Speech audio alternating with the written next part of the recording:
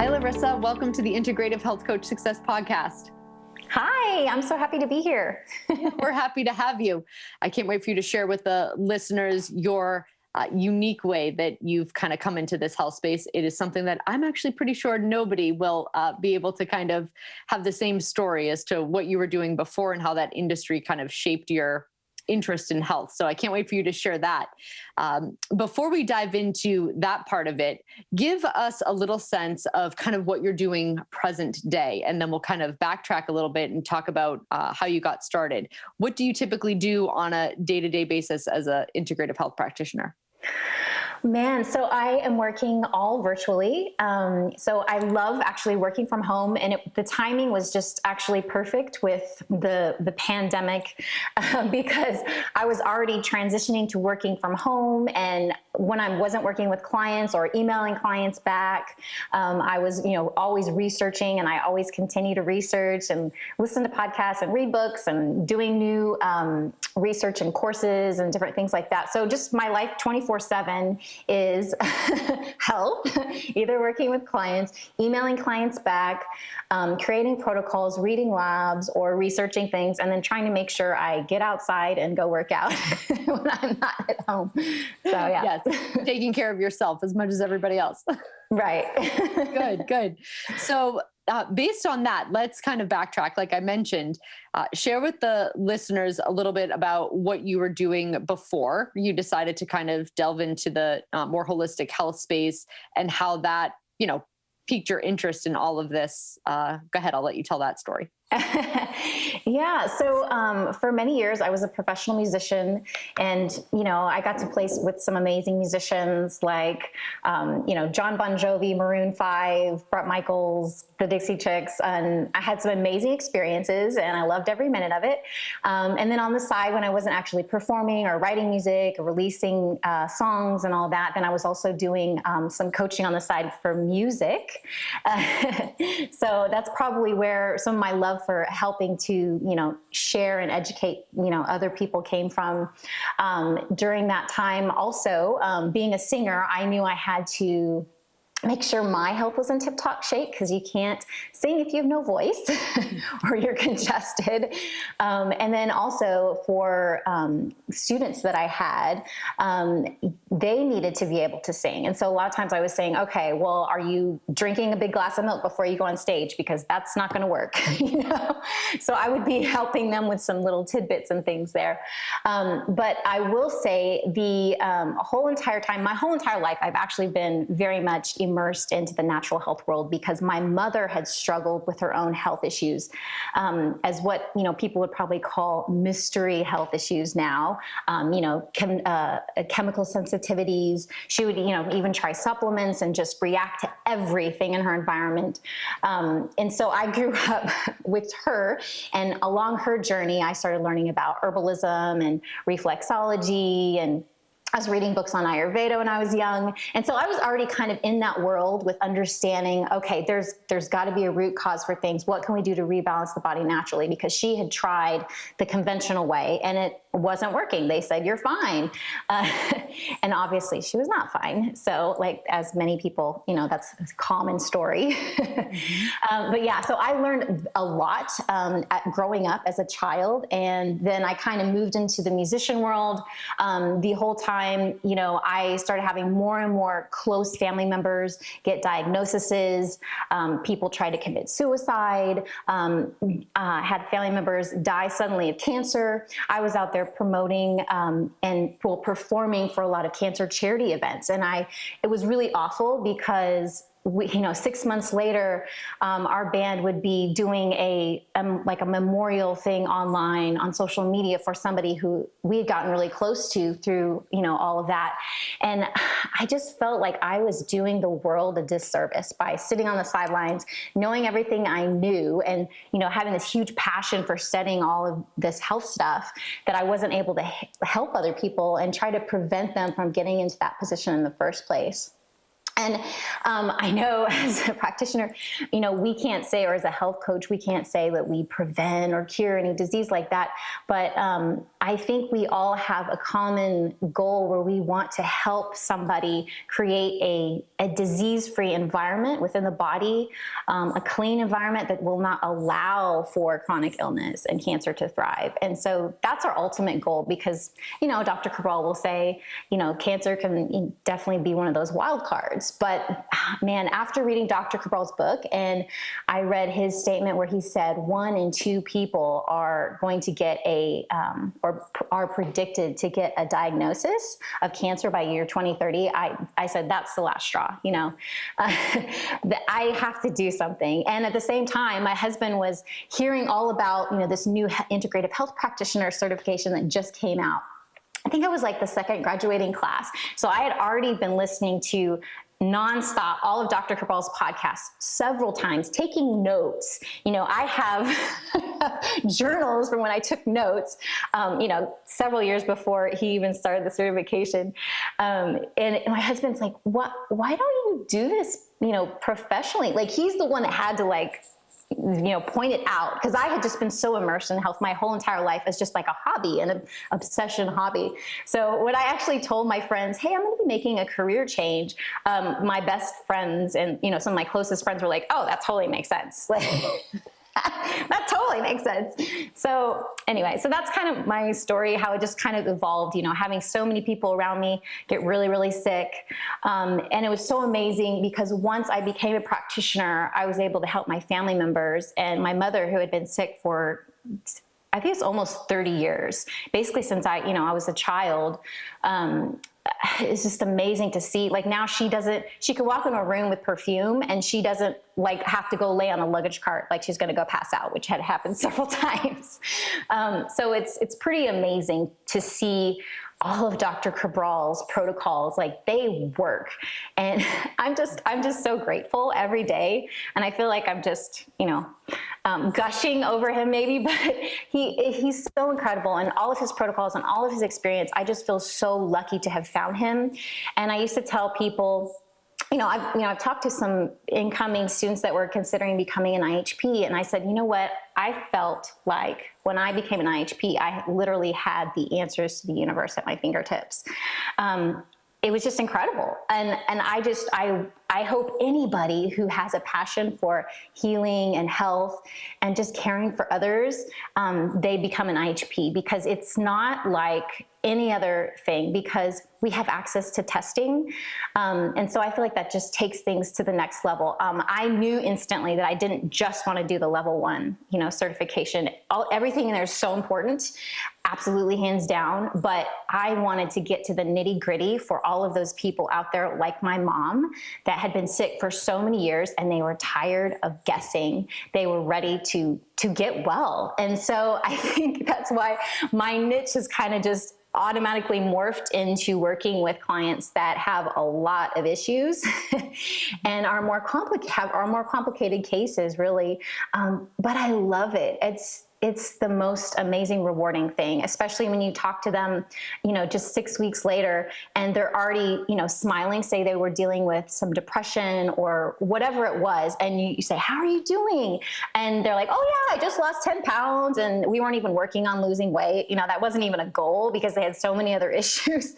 And they're like, yeah, I'm feeling great. No, I mean, it's just so amazing. So sorry, I kind of rambled there. Yeah, no, I mean, yeah, when you log on with somebody and you can see a difference in their color and their demeanor and their, like you said, just their spirit overall. Yeah, there's nothing more rewarding. And I think, being able to have the knowledge to help people that you love. And, you watched your mom, for instance, suffer for 30 years with things that then you didn't know, but all of a sudden you knew, and you were able to help her in a way that countless of other professionals weren't able to. And like Dr. Cabral says, a health coach in every home, that's not everybody that does these IHP certifications or listens to the podcast needs to become a health practitioner full time, but just being able to have the resources to guide full family systems, or just to help children or help your spouse to be more health minded. That's what it's all about, because the more of that, the healthier the world overall. And I love the correlation of music to health, because those would be two things that if someone said pick two things that are unrelated, I'd be like, well, maybe music and health.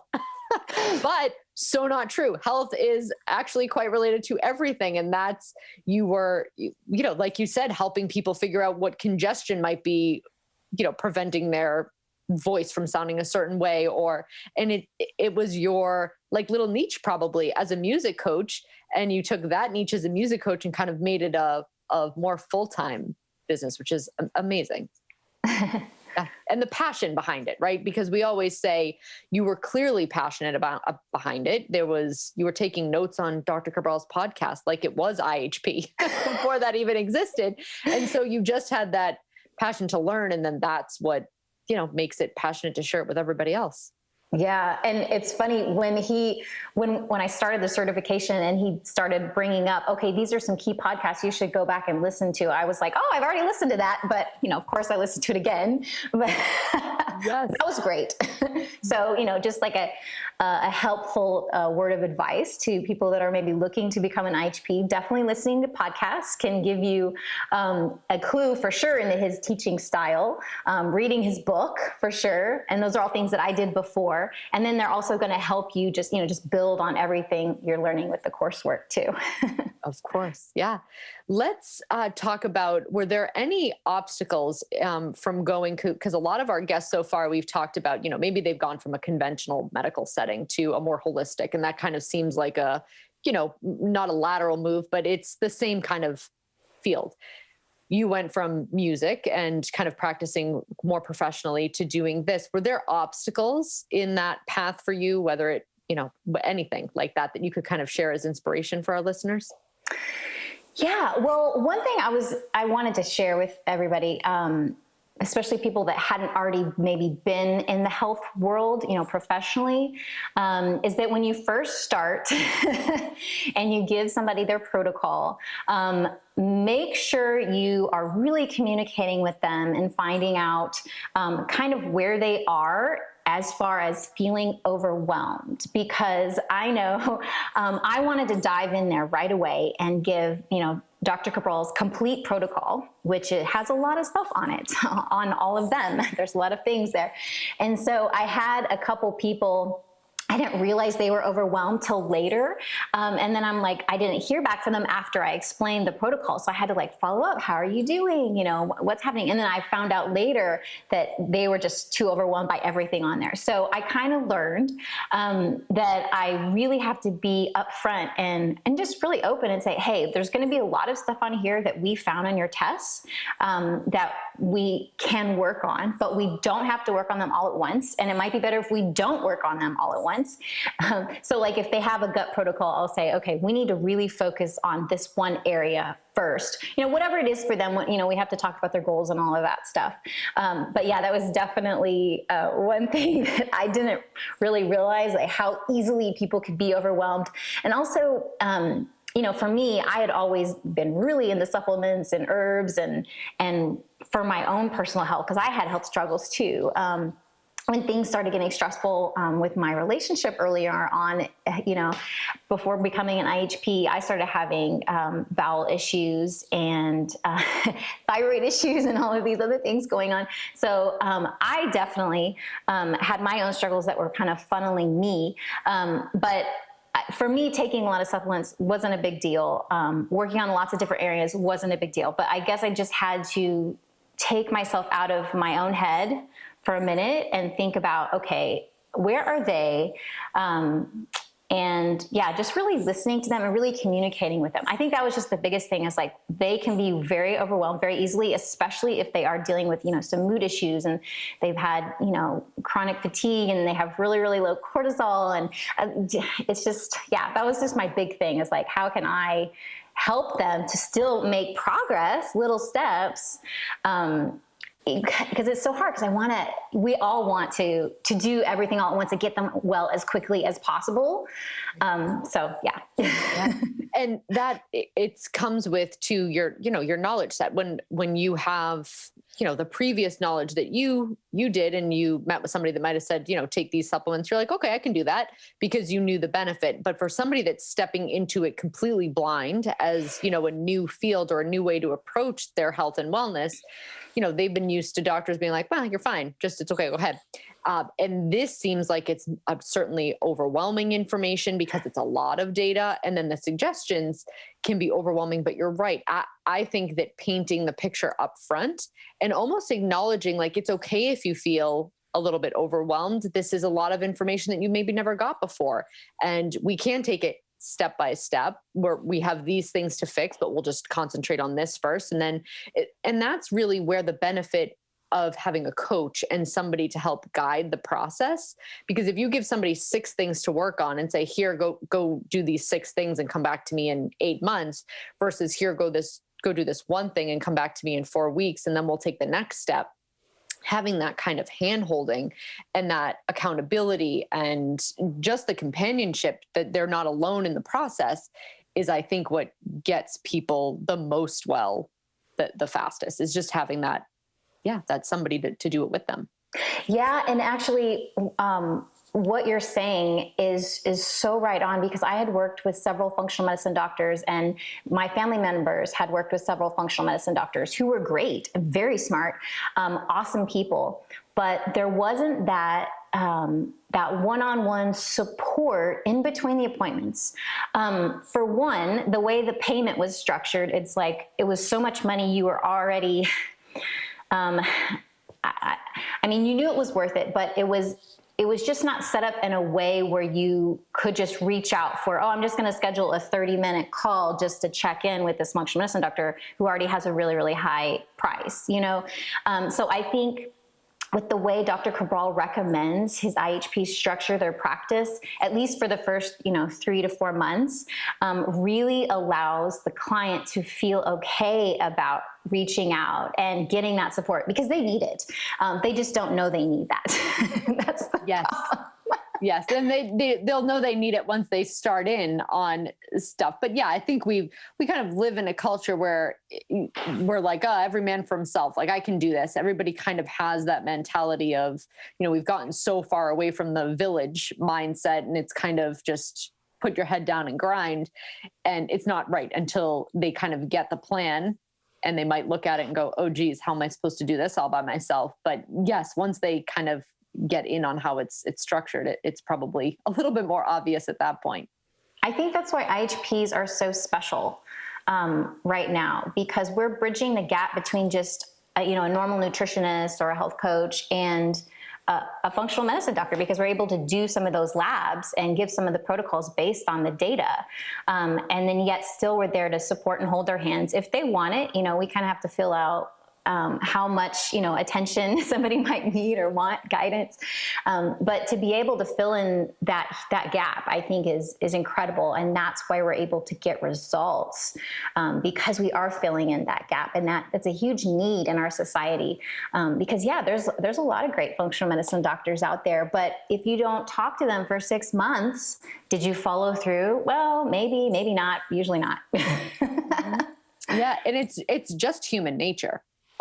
Our need for accountability, to know that someone cares, to know that there's somebody else invested in this process just as much as you. And we're not the quote unquote healers. We're just allowing the space for somebody else to have information and take that power on themselves. But just having someone to do that for you is a huge advantage. That you're right. A lot of care, whether it be natural or not, doesn't necessarily provide, but yet an IHP program does. Yeah, I mean, it sounds so cheesy, but I'm just a huge fan, obviously. Otherwise, it was life-changing for me and my family members, on so many levels. So anybody who has any passion for health at all, I say you should become an integrative health practitioner if they're already, in that space. It's huge. Or I feel like everybody should work with an integrative health practitioner, but not everybody's there yet. And there's still people out there that don't even know what a health coach is. So that's one thing I do talk about, like some obstacles. People are like, what is an integrative health practitioner? And what is a health coach? And some people don't know what a functional medicine doctor is. So you kind of have to know, who your market is, who you're talking to. I would say that's another one of my obstacles that I kind of had in the beginning, was really finding what the niche market was that I was going to be speaking to who, my avatar. I love that Dr. Cabral is really going into that with some of the other podcasts or some of the other episodes on this podcast, because it's important. And, I had a friend tell me, she's like, why would you limit yourself? You can work with so many people and help so many people. But that was wrong advice, because it's harder. It's definitely much harder to talk to people.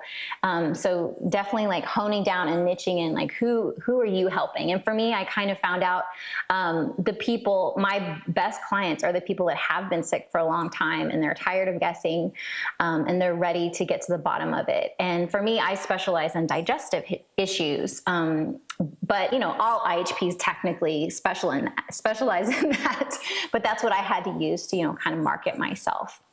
Yes. And the niche allows you to really kind of focus your own self, so that you're also not scattered and you're not, in a million different places, and you can dedicate all of your research and attention to kind of one area. And, I think, your client X might have a husband who, please, can you help him? And he might not fit your perfect avatar, but sure you do. But in a general sense, it's good to have a focus that allows you to not only kind of become your own, personal version of that, but it also allows you to best help your clients, because that's what you're an expert at.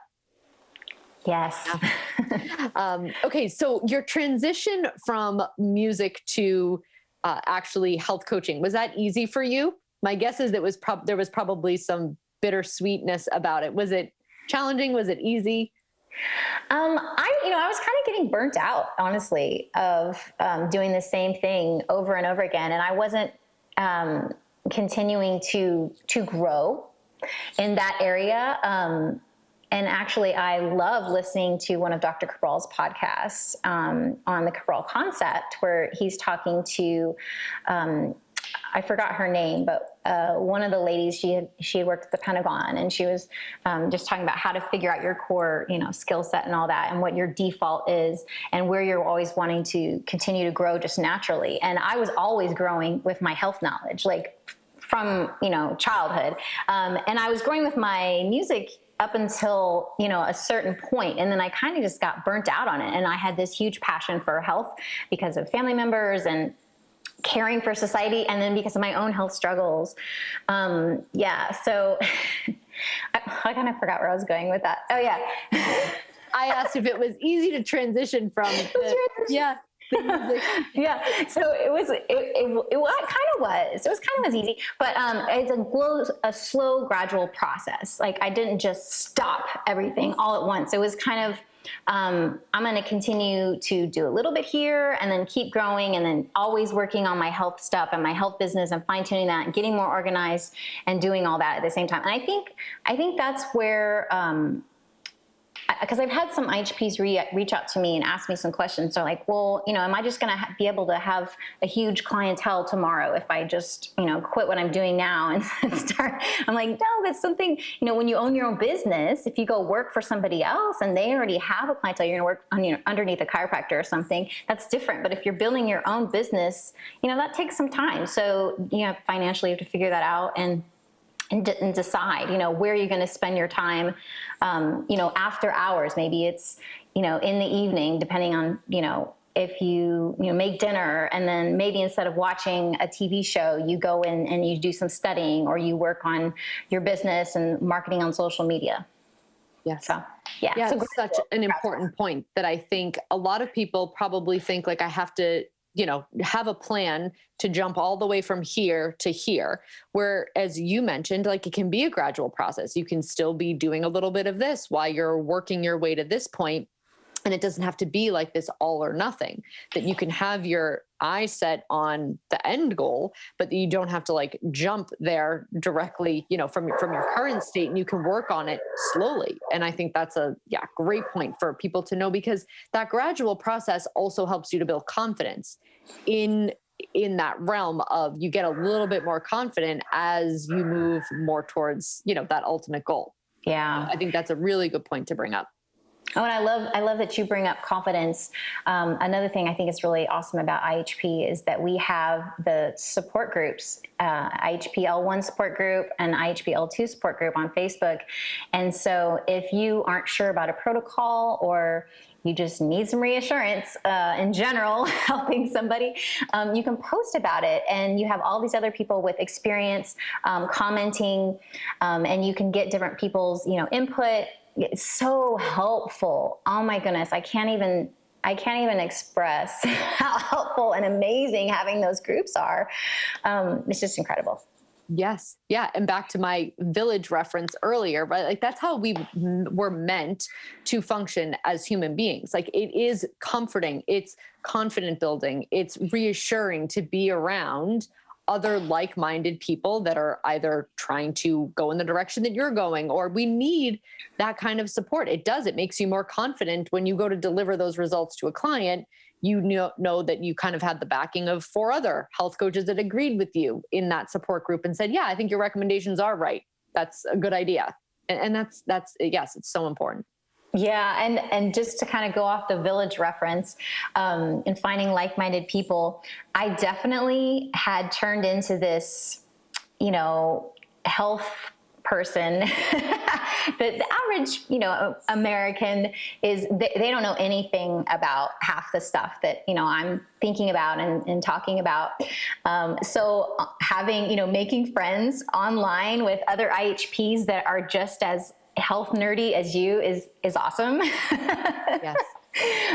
Because even for me, sometimes I would work with a client and I would still have the mindset of, oh yeah, they're going to easily just switch over to this diet. Because, for me personally, I had experimented with so many diets. I had, if somebody says that a supplement tastes bad, I'm like, what? Like, just take it, I mean, I don't say that, like in my mind, that's what I used to think, was just like, oh, I thought everybody was just like me and they're just going to do that.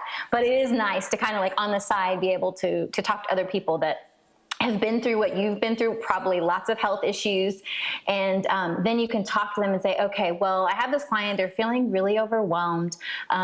What do you think I should do? How should I approach this? So yeah. Yep. And having the support, because who doesn't need support, whether you're at the top, in the middle, just starting. I mean, support, I always say, like, every coach needs a coach, every doctor needs a doctor, it doesn't matter like where you are. Most people who have got to some sort of like high level in their career picked really good coaches, or they picked really good mentors, and that's why they're where they are. And so kind of having all of that support along the way is, really important. All right. So let's switch gears a little bit.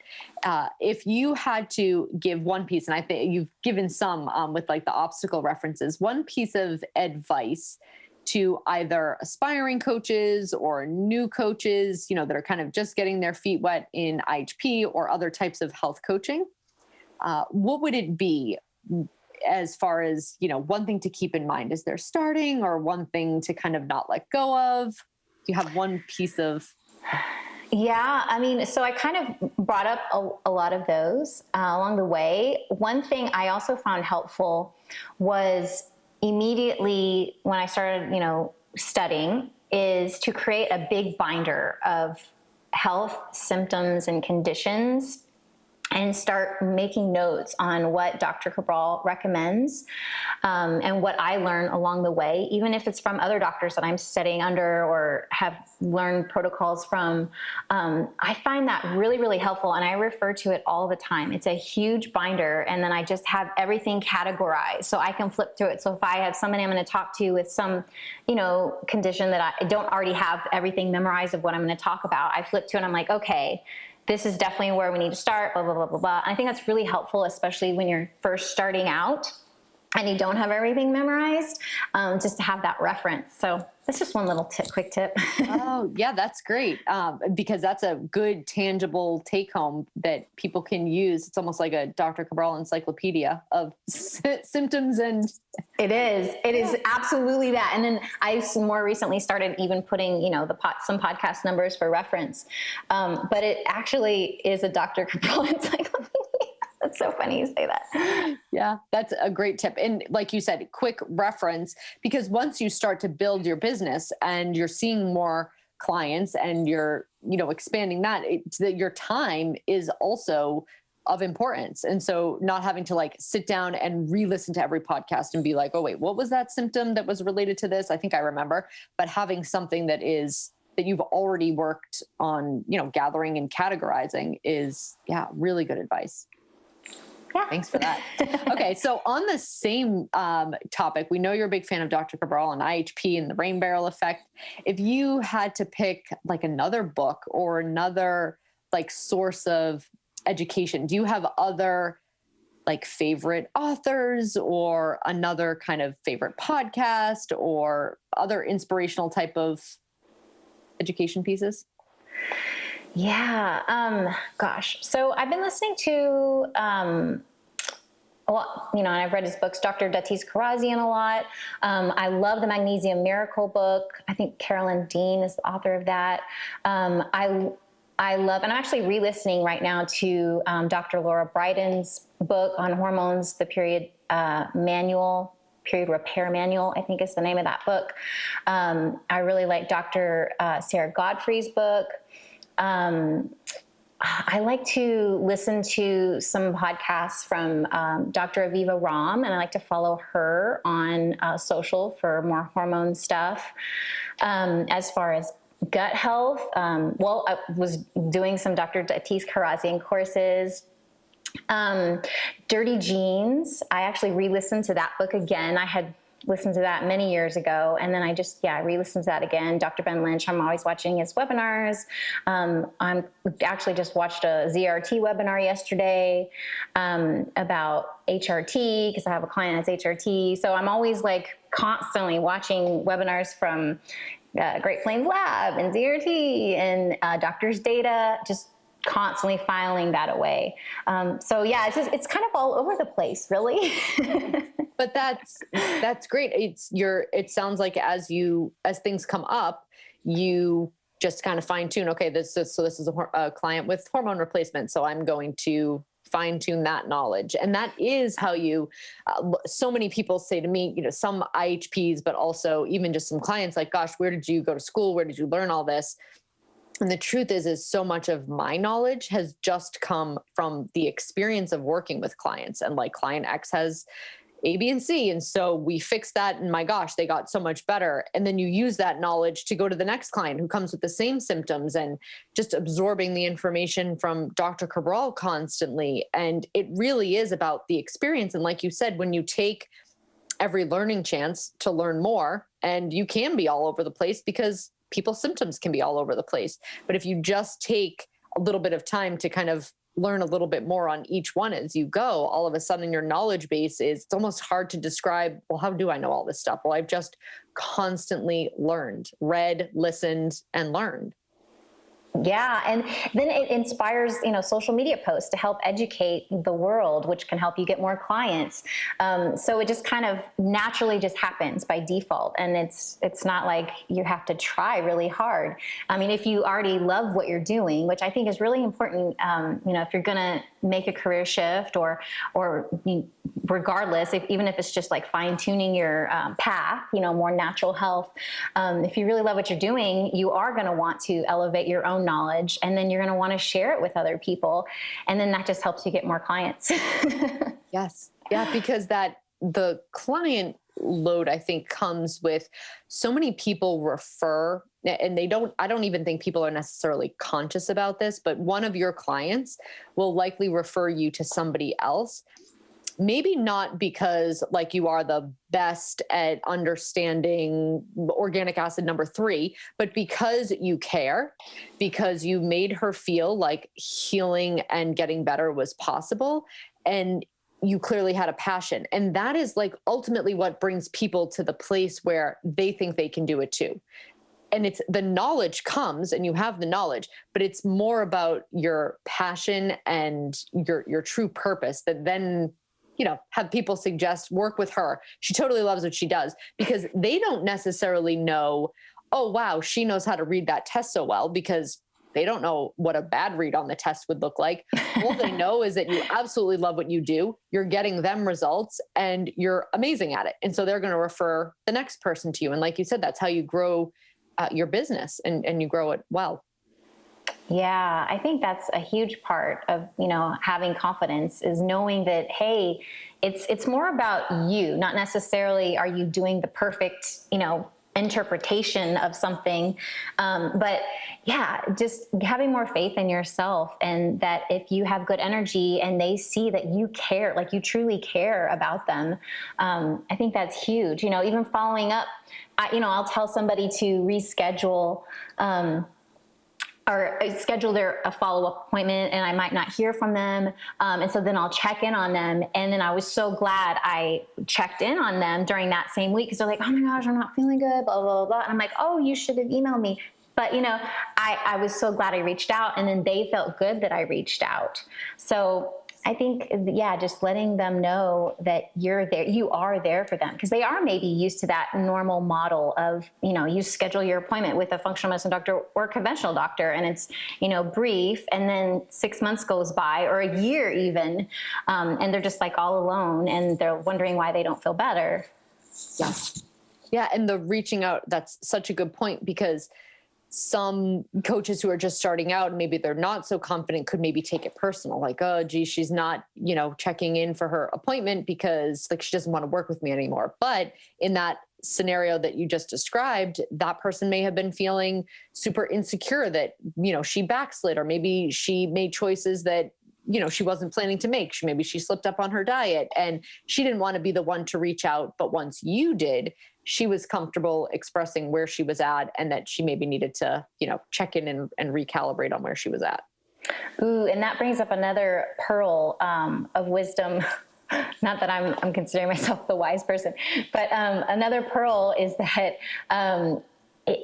I learned that I also needed to really emphasize, if people are on a lot of medications, or they're on hormone replacement therapies, and they're working on, especially if they're working on weaning off of things, they need to check in with their doctor and retest when you tell them to. And you have to do it, obviously nicely, but really firmly, because I think I was too laid back, oh, okay. And then I just wrote on there, retest in 6 weeks, but they need to know, hey, you really need to retest this, because you're going to start to feel really bad if this is getting off and you haven't retested.